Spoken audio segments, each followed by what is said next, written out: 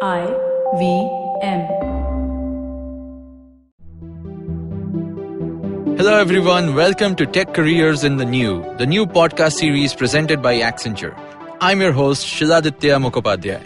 In this podcast series, we'll get you the latest and greatest in the world of technology that's shaping the future of business as we know it. We're talking intelligent platforms, cloud, AI, blockchain, extended reality, and a whole lot more. Every fortnight on Wednesdays, we'll have for you a hot topic with expert speakers from Accenture talking about top trends in the space, how these are changing the world and creating growth across industries. And more importantly, we'll tell you how you can learn more, build your skills and expertise to grow and stay relevant in your career. So today we're here to discuss about cybersecurity. Cybersecurity as a broad topic or a whole sector of technology in general has been quite hot for a long time now. It's been something which we have seen in movies. It's been something which we've seen in real world incidents worldwide of threats to your cyber data. What we're going to talk about, of course, is how this entire domain has evolved over time, how systems have become smarter, at the same time how hackers have become smarter, how real-world applications of cybersecurity are so important because they protect the most important of data centers and information worldwide, right? As the world gets more connected, I think cybersecurity only grows in its importance. And that's what we are here to find out. And of course, learn more about what it takes to be a professional in this space and what it takes to find out about the kind of careers you can have in this space. So we are here today with Muthu Raja Sankar, the director of the Accenture Cyber Fusion Center in Bangalore. He leads the delivery of cyber services across consulting, implementation, and managed security services at Accenture. I'm also joined by Satish Janardhanan, Managing Director at Accenture, who leads the application security practice and is a member of Accenture's global security leadership team. All right, welcome to our show. Thank you for being here, Satish and Muthu. We're here to talk about a very interesting topic today, which actually has so many definitions and so many meanings across time and across different domains, which is security, or specifically maybe cybersecurity or digital security. So why don't you give us a little background on yourself and the kind of role you play, and of course, how you came to be in this path. Muthu, why don't we start with you? Absolutely. Thank you for that introduction, lovely. And it's absolutely a passionate subject across the globe now. So my name is Muthu. So I'm responsible to run all the cybersecurity work we do for our clients. That's across consulting, implementation, and the managed services, which we will, throughout the show, we'll talk about what that means to all of us and people listening into. So as such, my career goes, I've been in the IT industry, specifically last 23 years, been a security professional 18 years, but I have seen a clear change in the last few years as the business is transforming digital way of doing things across the industries, whether it's the retail industry, as we have been seeing e-commerce that's coming in with the touch phones, and that coming in clearly, everything is appified these days if you look at that, right? So that clearly, so my career has been starting with the desktop engineer, then being in the network, then slowly getting into the network security. That's when 18 years back I got passionate about when we spoke about the traditional firewalls. Then from then it only got better and better every day, and it is never a dull day in my job. It's absolutely fascinating. When I say dull, it's never a dull day. It's also about when you get to learn something new every day. It's absolutely exciting. So the career has been really good, and as it also gives an opportunity to do a deep learning in most of the areas. Cybersecurity, again, or any security for that matter, it touches all the human lives and across the business value chain. So throughout the show, we'll talk about what do I mean by value chain as well. And Satish, you've actually had a little different background from that, of how you got into it. Why don't you tell us? Yeah, thanks, Sheila. I started life as a programmer. They call it developer these days. I worked my way through manufacturing industry in consumer electronics for a few years. I did a decade and a half in financial services, in banking specifically. And as a core IT person, I was exposed to cyber risk, financial crime, related investigation, and cryptography. as well as working with regulators like Singapore Monetary Authority, the RBI, HKMA, and the Saudi Arabian Monetary Agency, all in connection with securing their financial transactions. That's what brought me into security as a subject. And in my time with the firm, I have had the privilege of running the application security practice globally, and more recently helping with securing the cloud. Wow. So these, both of you gentlemen, are giving me such a diverse background of how you've arrived here in play the respective roles you have today. But somehow, going back to the original theme, these things today are so blended that we don't see a clear distinction between, physical, practical security in our day-to-day lives and the digital world. So how did this come about, and what do you think, what is the state of the art today? How would you define it? While not touching technology for the moment, society has gone through having to protect the tangible to arriving at a stage where you have to protect the intangible. Mm-hmm. Assets these days cannot be touched or locked up. It's information, it's proprietary data, it's the IP privileges, it's streaming video or content which can be licensed and resold. That puts a whole different dimension on how you protect all that, from unauthorized access, from copying and illegally duplicating or reselling that, and so on. There is also the dimension of protecting systems in the world that they must survive in. We have a focus on building resilient systems. If I were to look at a perfect world, we should be able to design and implement systems which look after themselves. Yeah. In not too distant a future, I would expect that systems will be resilient enough to heal themselves from an unexpected and unwarranted transaction which they don't recognize. That's why the field of cybersecurity, application security, the whole nuance of creating secure applications is so relevant, so important, and so sought after. Yeah. That's how I see it. Muthu? Absolutely. I think more and more spot on, Satish, there. More and more we see that I think data is becoming the gold mine. Right? We see that anything about an individual, anything about businesses, as more and more digital and individuals getting into social media and everywhere the information is available.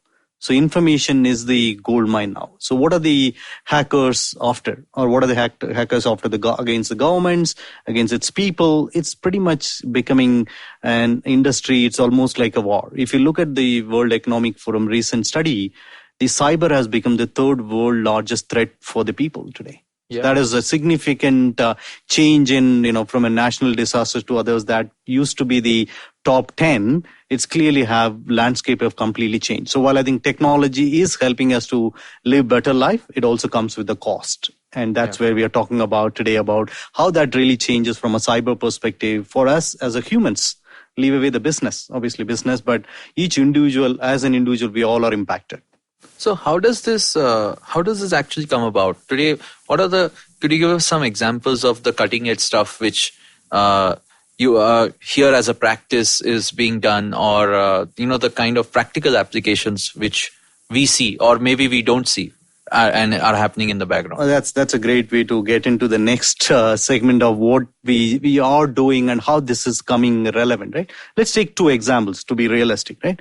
Retailers or the companies you go and shop in the brick and mortar, which is now it's all the Amazons and the Flipkarts of the world in India, which is really an e-commerce, and how that is the shopping experience have gone to the digital way. But there are still businesses run brick and mortar. So what we call as a value chain security. When we look at a business, we like to look at what is an end-to-end cybersecurity needs that need to be looked at. Right? If you look at a retailer, even where we go and purchase, you swipe your credit card, you get a bill, what we call as a point of sale. Right. So that gets impacted. The reason, what are the threats are on that? It's clearly people are behind. Your credit card information is there, swiped in, so I want to get that. In a store, if I can get a 10,000 credit cards in an hour, and that information I can use it for malicious purpose. That's where we call as an value chain based security. If I take another example, let's say oil and gas companies, we probably know that what we know, you take a car, a bike, you go and fill your gases in that.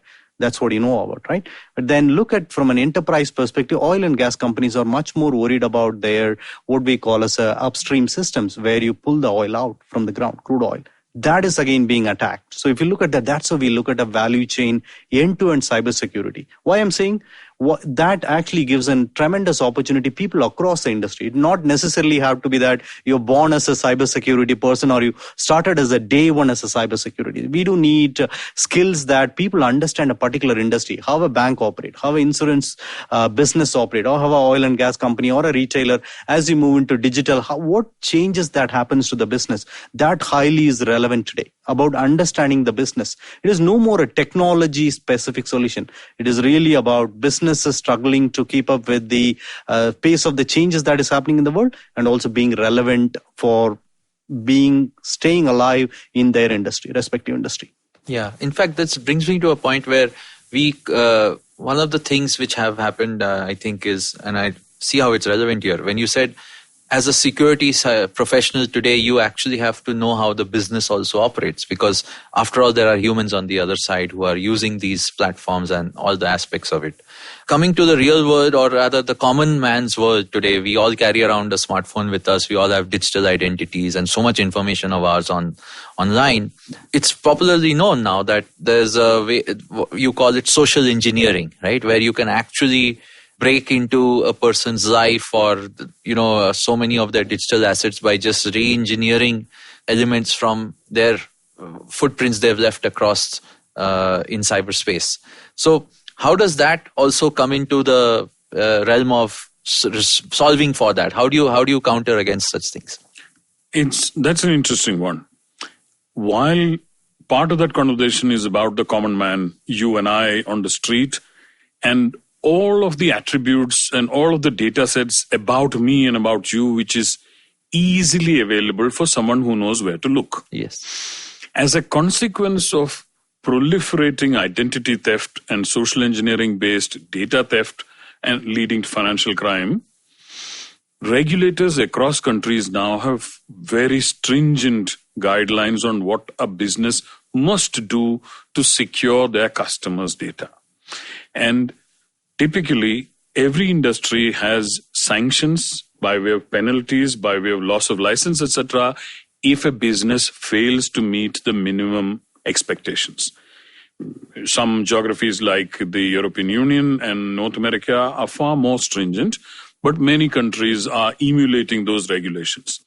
That then brings you full circle to what an enterprise leader, a business leader, a CEO, or a set of board members have to worry about as part of their fiduciary responsibility. That trickles down, not an IT problem anymore, not just an IT problem anymore. A board member expects his chief compliance officer, his chief risk officer, and his business leaders to be aware of the threats, to model the threats and superimpose them on a product before the product is put out to market, and to take enough precaution to be able to give what is, by all means and purposes, established a secure product. Failure to do so, he is risking shareholder value. Yeah. Right?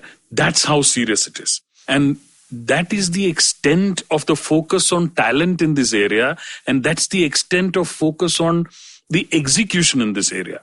A combination leaves you with what I consider amongst the fastest growing business opportunities and career opportunities in the digital world.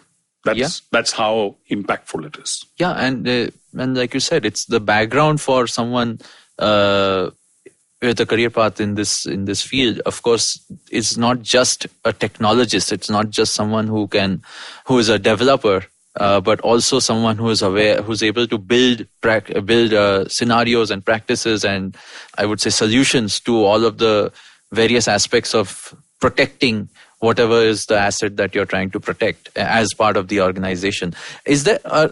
Could you help us with some examples of scenarios which you have personally seen evolve or have been involved in?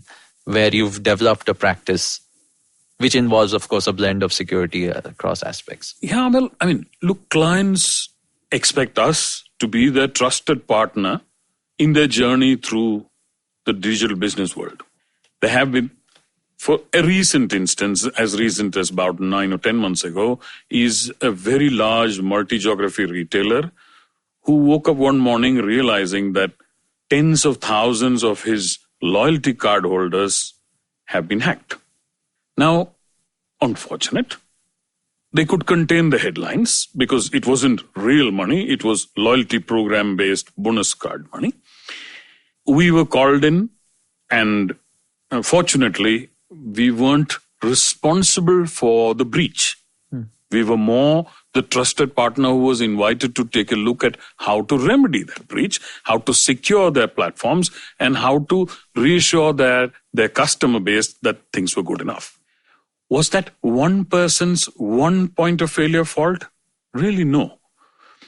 Without going into the specifics of the client's identity or the exact way in which they were hacked, it was a combination of a network breach, marginally carelessly kept server, and a set of access breaches or identity breaches which allowed collusion between insiders and outsiders to walk away with the privileges they needed to carry out that crime.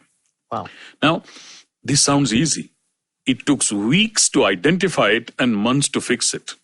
And that's the kind of involvement, focus, and dedication that our clients expect us to bring. We bring that. We bring that and more. That's the kind of excitement in this field. And that's the kind of reward at the end of a working day, to go home in the belief that you beat the bad guy. Yeah. And that's, I guess, the allure of the domain, right? What's the future in the kind of skills one would need, apart from the ones which you mentioned here? Like, even from a tech perspective, if I were to go ask a little deeper, like, what are the kind of systems today which one would have to be conversant with to be a strong player in this space? Yeah, again, having said that, that's again a great question to where do I start? Or what do I need, right? Some things won't change, the basics won't change. The networks are going to be network, which is some of the things about how do you understand network, like, and how a TCP IP protocol that is going to work, that is not going to change. Right. But what is changing is as the business is transforming, there are a couple of things that is impacting how we look at the risks from a cyber perspective across business and across people across the globe, right? One is clearly about identities. Identity theft that can happen as we more and more identities are being visible across and sharing across the platform across countries. That is becoming very relevant. Second is businesses transforming to the cloud from a traditional data center model. You're moving to the cloud. So why it is important and relevant? You're going to keep your business's data and personally identifiable information data into the cloud. And the third is a lot more of this technological advancement, also making traditional skills probably going to be an absolute in few years to come, right? The automation is coming, what we call as an AI, artificial intelligence, or in Accenture, we like to call this an applied intelligence that is going to come in automation. That's all going to clearly analytics, automation, and AI, AAA is what we call, all are becoming relevant. So from a skills perspective, I think more than ever, people with what Satish interestingly put from a programmer, what's so-called now developer. So that skills are becoming absolutely relevant as well. People knowing about coding because more and more infrastructure is becoming as a code. There are networks becoming as a software-defined network. So there's more and more advancement as from a technology perspective, so the clear change. Right. So I was reading an interesting article a couple of weeks back about, but does it change anything as an individual if I need to get into an area which is growing multifold every year? The basics still don't change. Some of the recommendations I would give from my experience is clearly about, one is if you're starting as a fresher, it is good. Directly getting into cybersecurity, it's a good and bad as well, right? So there are people who can come as an entry level and start learning things. The great opportunities for the people who have learned rest of the IT system, whether they have been a developer or been in the managing network or servers, data center operating system, that gives a wider and a quicker, deeper integration into the cybersecurity. But again, it's all about reading, continue to read and get deeper in some of the area. And it's a vast area. There isn't a single advice I would give, go and learn this 1, 2, 3 things, you will become an expert. Right. And once you learn, it doesn't stop. This is for people who have an ability and want to be continued learning path and be relevant of learning what's happening across the globe. If you look at that, more and more connected devices concept is coming, right? The medical devices are getting connected. More of the data that is getting exported and exchanged between businesses for the right purposes. And what are the risks with the patient healthcare information? In India, it's not so much. It's coming in slowly with the IT Act and others. Government is stipulating that, while I think, like Satish mentioned about other markets or other countries like in North America and Europe, they have been much more vocal about what they do with the data that is being collected about businesses, obviously about people.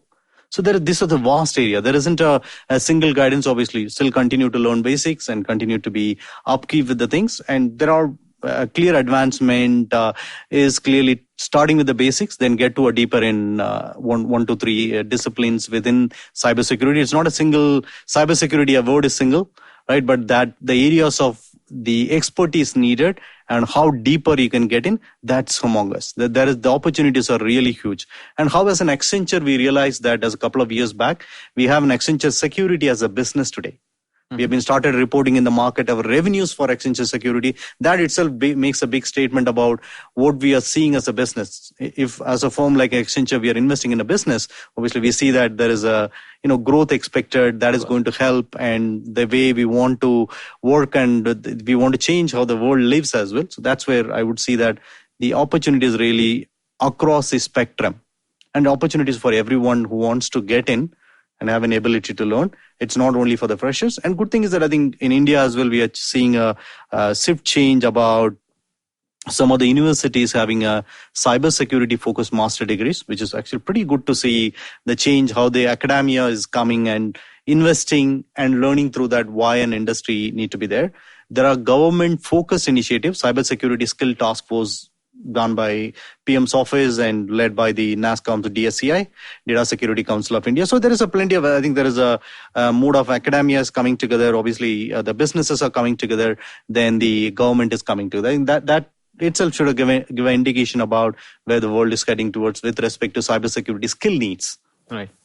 Awesome. Thanks for that background. And of course, Satish, going back to a point which you mentioned earlier at the start, right, where we call this whole space is something which has evolved over time to accommodate so many disciplines. You don't have to be from this background already to evolve yourself into a skilled person in this space. And of course, there are other regulations worldwide. There'll be more regulations here. So there's also a regulatory aspect of understanding what kind of processes need to be followed to become a skilled person in this space.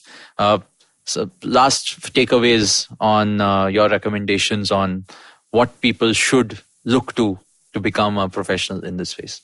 I would look at it this way. As an entry-level person, get your fundamentals right. Being a developer is still fashionable. It's still relevant. It's still important that you get your teeth into code.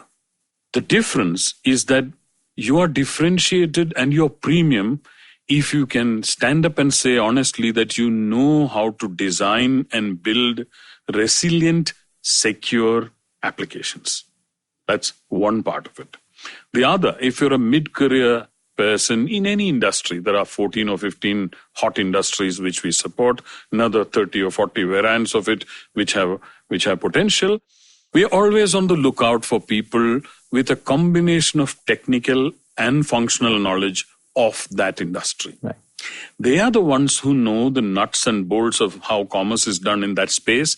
They are the ones who are best suited to superimpose a threat model on a product and say, these are the most vulnerable parts of this product or this service. And that is what helps us protect our client. Right? So there are many ways of getting into a career in security. I just described two broad paths. Right. And thank you so much, gentlemen, for that background. I think this really opens up what we can do in this space and, of course, the careers to come in the future.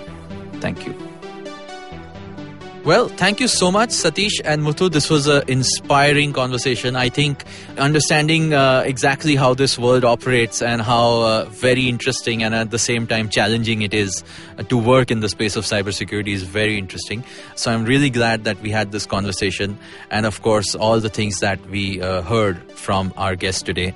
So I hope the listeners are able to take back something and, of course, find this as an interesting topic to keep yourselves updated about. To all of you who is listening in, if you're excited about what we discussed here today and if you're interested in exploring careers with Accenture, check out the open positions at careers.accenture.com. On the next episode, we're talking Oracle. But until then, I'm your host Shiladitya on Tech Careers in the New, the podcast series presented by Accenture. Hello everyone, I'm Zain. I'm Avanti. And welcome back to a brand new season of Marbles Lost and Found. A show on mental health and its stigma, and we're kind of making it an open conversation. Pretty much, yeah. And we're really, really excited about this season because we have a number of guests on and we'll be talking about things like addiction, grief, children and mental health. Exactly, children and mental health. And our listeners have also written in this time. Yes, and we have an episode dedicated to that. Yes, and guys, thank you so much for writing and we really, really appreciate it. And we're really excited for you to tune in on Tuesdays on the IVM website or app or wherever you get your podcasts from. And you can find Marbles Lost and Found on Facebook or you can find Marbles Lost and Found on Instagram as well. The handle being Marbles Podcast India. Can't wait for you to tune in. Thank you very much. See you guys soon.